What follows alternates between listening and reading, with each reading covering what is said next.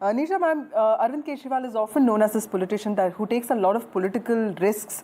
The kind of language that he used during this election, saying that BJP is trying to poison people of Delhi, or for that matter, if BJP comes to power, it will stall all development work, welfare programs. And also the kind of political campaigns that were rolled out, welfare versus welfare, the Yamuna politics. What do you think is the future of Arvind Kejriwal if these numbers are to stand true? Because even in Punjab, we saw the Lok Sabha results. The Congress seems to be on an upswing there. What does it mean for Aam Aadmi Party's politics and the model of Delhi governance if these numbers are to hold true? Look, if these numbers are to hold true, his party may be a sitting duck. It may erode at the seams, it may break.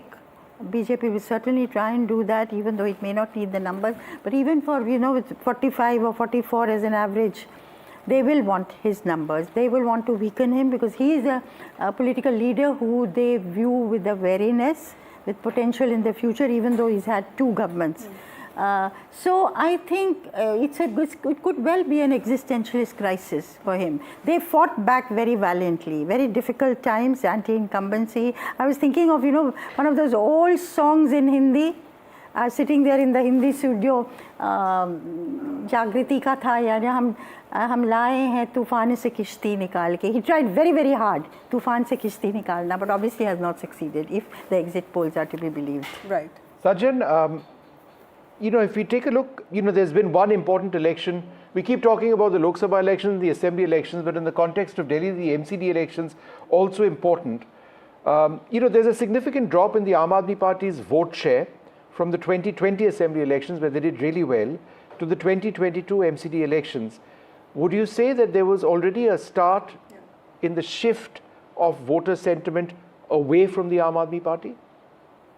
Yes, precisely. The two factors that it was a middle-class-led movement, Anna movement, which catapulted the movement into party, Aam Aadmi Party. And you see the middle class has started alienating from the Aam Aadmi Party. And second, the plank was anti-corruption, from that to being tainted as a corrupt party. So already the party has lost all the normative edge that it had about middle-class-led anti-corruption plank. Besides that, you also see the kind of top leadership being incarcerated, and many of the top leaderships were deserting the party. So there was some sort of thing, but still I would say that yes, we did find that after MCD, Aam Aadmi Party had run out of excuses even among the poor voters, because when you have open sewages, you have broken roads and polluted waters that were there, then certainly people were buying that. They were not being allowed to work by the Lieutenant Governor and the Central. So therefore, among the poor voters also, the lack of enthusiasm was there. But what I am surprised a bit, if the numbers are true, that despite those sort of disillusionment among the poor voters, they were not willing to desert the party or abandon the party, because they considered whatever benefit was there. In terms of their vantage point, it is still important vis-a-vis the others. Middle class already has started deserting and consolidating. But if numbers are true, I think this time the party failed to come up with anything new, any fresh ideas, creativity. And therefore, I'll say that if number holds true, certainly besides middle class, a section of the poor segments also have deserted the party, which doesn't seem to be the case in our ground study until a week back. So I'll say that yes, the party is now like any other party. It doesn't have the distinctiveness. The movement part is completely lost. And we have seen that happen with the BSP. It started from a Bahujan movement to a party, now from the anti-corruption movement led by middle class to a party. Now it is like into the mutual blame game. So certainly middle and a section of the poor segments also are disillusioned, but deserting them still, Let me ask this question to Arnab Moitra. Arnab, did the average Delhi voter feel that he was becoming a victim of Aam Aadmi Party's politics? Because we did see that Kejriwal did not resign when he was in jail. There was also this confrontation politics that played out very openly. Did an average Delhi voter feel that he has to pay the brunt for Aam Aadmi Party's politics? Sending our leaders to the jail was a conspiracy. The people of Delhi knows this very well. Let me remind our BJP spokesperson on this panel tonight that the BJP had to say this, that we will continue with all the welfare schemes that are going on in Delhi.